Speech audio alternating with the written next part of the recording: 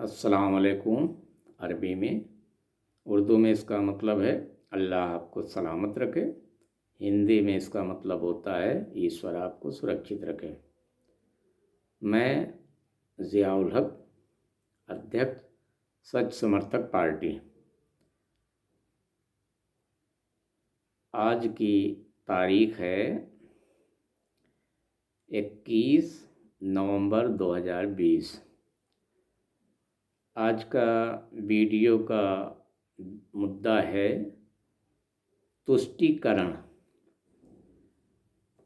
तुष्टीकरण का इस वक्त जो है इस शब्द का बहुत ज़्यादा इस्तेमाल हो रहा है। थोड़ा सा इसके बारे में हम लोगों को जानकारी रखने की ज़रूरत है, क्योंकि इस शब्द को लेकर के बहुत ज़्यादा हमें गुमराह किया जा रहा है।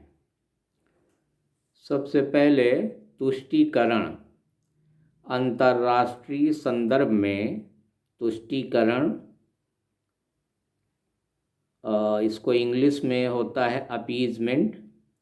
राजनय की वह शैली है जिसमें किसी आक्रामक शक्ति से सीधे संघर्ष से बचने के लिए उसे विभिन्न प्रकार की रियायतें दी जाती हैं।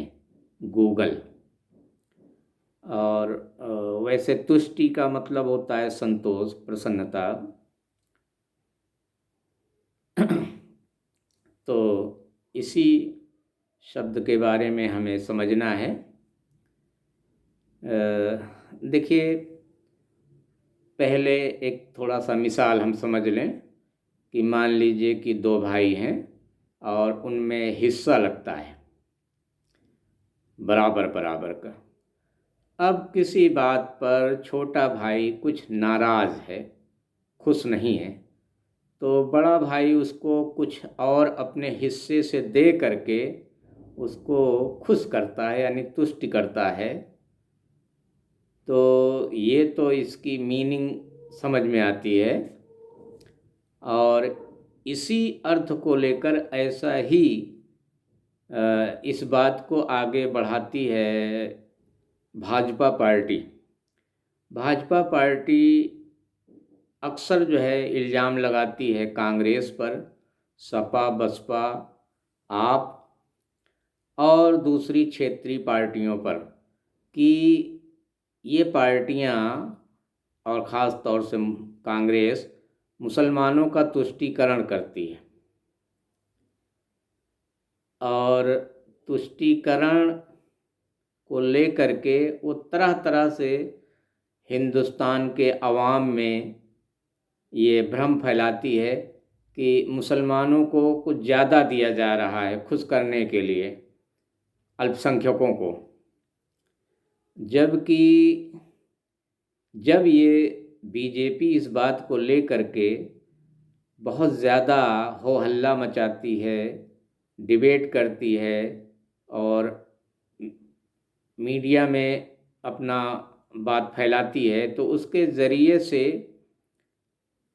मुसलमान को थोड़ा सा समझने में चूक हो जाती है और गैर मुस्लिम के जहन में ये बात जाती है कि भाई मुसलमानों का तो बहुत ज़्यादा तुष्टीकरण हो रहा है, इनको इनके तादाद से कहीं ज़्यादा दिया जा रहा है। तो उसके अंदर एक नफ़रत फैलती है मुसलमानों को लेकर के।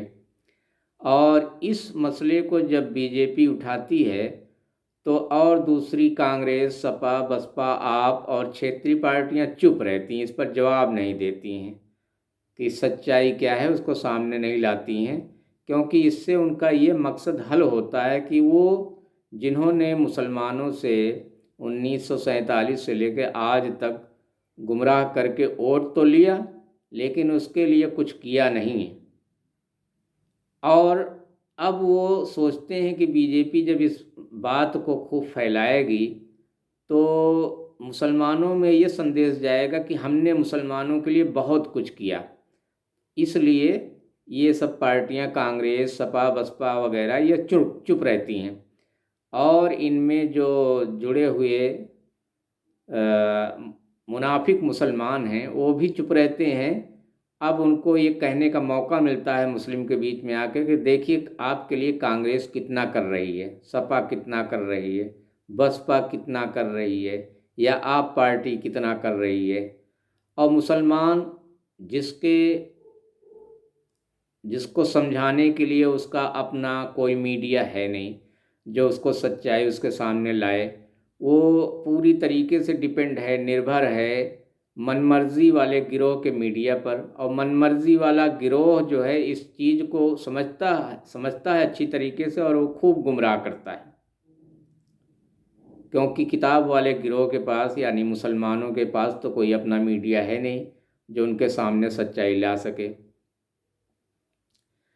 तो इस तरीके से मुसलमान धोखे में रहता है कि उसके साथ बहुत कुछ हो रहा है।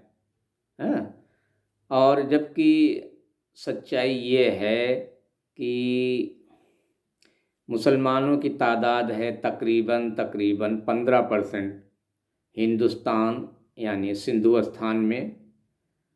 तो इस हिसाब से इस तुष्टीकरण जिस ढंग से बीजेपी इस बात को आगे बढ़ाती है, उसके रोशनी में तो यही बात समझ में आती है कि मुसलमानों को नौकरी में, ठेका में, लाइसेंस में और कल्याणकारी योजनाओं में 15% से ज़्यादा मिल रहा है, यानी उसको तुष्टि किया जा रहा है, तो उसका तुष्टीकरण हो रहा है। जबकि सच्चाई ये है कि मुसलमान जो 1947 में बंटवारा के पहले सरकारी नौकरियों में 39% था, आज वो 2% पर आ गया है। तो ये तुष्टीकरण हुआ या कि उसका बिल्कुल से एक तरीके से उसको नक्शे से गायब कर दिया गया, उसका पूरा हिस्सा 15% मुसलमानों का 2% पे लाके कर दिया गया। इसी तरीके से ठेके में, लाइसेंस में कहीं उसका कोई नाम नहीं है। और कल्याणकारी योजनाओं में भी चूँकि ज़्यादातर जो है लोन की व्यवस्था और सारी व्यवस्था पर वो ब्याज का मामला है, इसलिए उसमें भी मुसलमान पिछड़ गया, उसको ले नहीं पाता है ब्याज की वजह से। और हमारे जो कांग्रेस, सपा, बसपा और दूसरी पार्टियों से जुड़े लोग हैं, वो कभी इस मुद्दे को उठाते नहीं कि भाई जो योजनाएं ऐसी हैं उसमें जो लोन व्यवस्था है वो ब्याज पर आधारित ना हो, ब्याज उसकी बुनियाद ना हो, ताकि मुसलमान भी उससे फ़ायदा उठा सकें। इसके अलावा जब बजट में मुसलमानों के लिए उनके मदरसा, उर्दू भाषा और कब्रिस्तान और बहुत सारी चीज़ों के लिए जब बजट बनता है तो उसको बहुत ज़ोर शोर से उठाया जाता है कि मुसलमानों के लिए देखिए बजट में इतना है। लेकिन इस सच्चाई को नहीं लाते कि वही बजट साल के आखिर में आधे से ज़्यादा वापस कर दिया जाता है, उसको खर्चा नहीं करते ये लोग जो है मुसलमानों के भलाई के लिए। मान लीजिए दंगा होता है तो उसमें भी इल्ज़ाम लगता है कि भाई मुसलमानों का कांग्रेस और दूसरी पार्टियां तुष्टीकरण कर रही हैं, जबकि सच्चाई ये है कि मुस्लिम सबसे ज़्यादा उसकी जान जाती है दंगे में, उसकी दुकानें जलाई जाती हैं, उसके मकान जलाए जाते हैं, उसी की सबसे ज़्यादा इज्जत जाती है और सबसे ज़्यादा वही जेल में भी जाता है। इसके बावजूद भी एक पक्ष जो है बीजेपी ऐसा शोर मचाती है, उसको मनमर्जी वाला गिरोह इस ढंग से पेश करता है कि पूरे हिंदुस्तान के अवाम समझते हैं कि दंगे में भी मुस्लिम का तुष्टीकरण हो रहा है, उसको बचाया जा रहा है और उसकी गलतियों पर पर्दा डाला जा रहा है। इस तरीके से अवाम में बिल्कुल गलत बात फैलाई जाती है। इससे दो नुकसान होता है। एक तो जो 80% के आसपास बहुसंख्यक हैं हिंदुस्तान के, उनके अंदर नफ़रत पैदा होती है कि मुसलमानों को ज़्यादा दिया जा रहा है उनकी आबादी से ज़्यादा। और दूसरी तरफ मुस्लिम अवाम जो इस वक्त बिना इमाम का है, बिना नेता का है, जिसने अभी तक अपना कोई इमाम और नेता को चुना नहीं है जो उसको बता सके, समझा सके, तो वो गुमराह हो जाती है। वो समझती है कि भाई कांग्रेस और सपा, बसपा और दूसरी पार्टियां उसके लिए बहुत कुछ कर रही हैं, जबकि हकीकत में जो है उसको कुछ नहीं मिल रहा है, बल्कि उसका नुकसान हो रहा है हर जगह उसका। जहाँ जहाँ वो तरक्की कर रहा था वहीं दंगा करा के उसको पीछे ढकेल दिया गया 15 साल। जहाँ जहाँ उसके कारोबार अच्छे थे, चाहे वो अलीगढ़ का हो, अलीगढ़ का ताला उद्योग हो, मुरादाबाद का बर्तन उद्योग हो, भिवंडी का लूम का कपड़े का कारोबार हो, बनारस के साड़ी का, इस तरीके से जहाँ भी उसके अपने कारोबार अच्छे जमे जमाए थे उस सब को दंगे की वजह से उजाड़ दिया गया।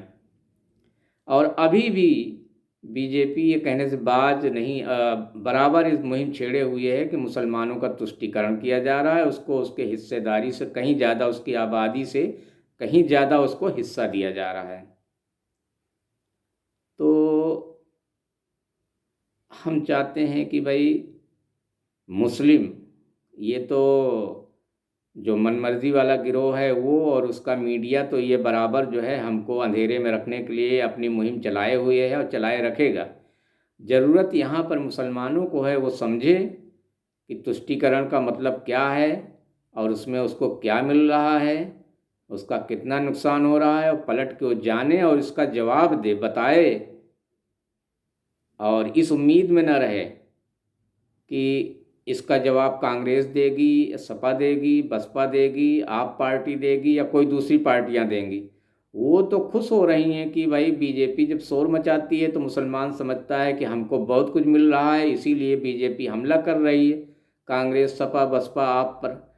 लेकिन जो है ये बीच के जो ये सब मिले हुए लोग हैं, सारी पार्टियों में जो एक संबंध है, उस संबंध को जानने की उस ज़रूरत है बहुत ज़्यादा मुसलमानों को कि उसको जानें और इस बहकावे से अपने आप को बचें और खुद सवाल करें कि हमें आज तक क्या मिला है, सिवाय हमारा 1947 से लेकर आज तक नुकसान किया गया है।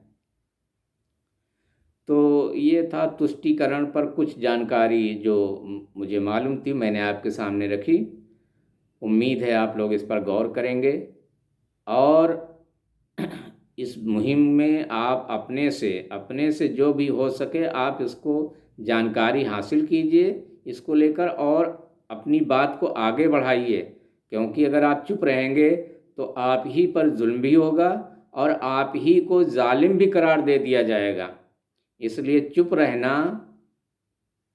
बहुत नुकसानदेह है। आप बोलिए, सच बोलिए, गलत बात ना कहिए, सच बोलिए, सच को लेकर के आगे बढ़िए। देखिए भाई, ये कुछ बातें थी मैंने आपके सामने रखी।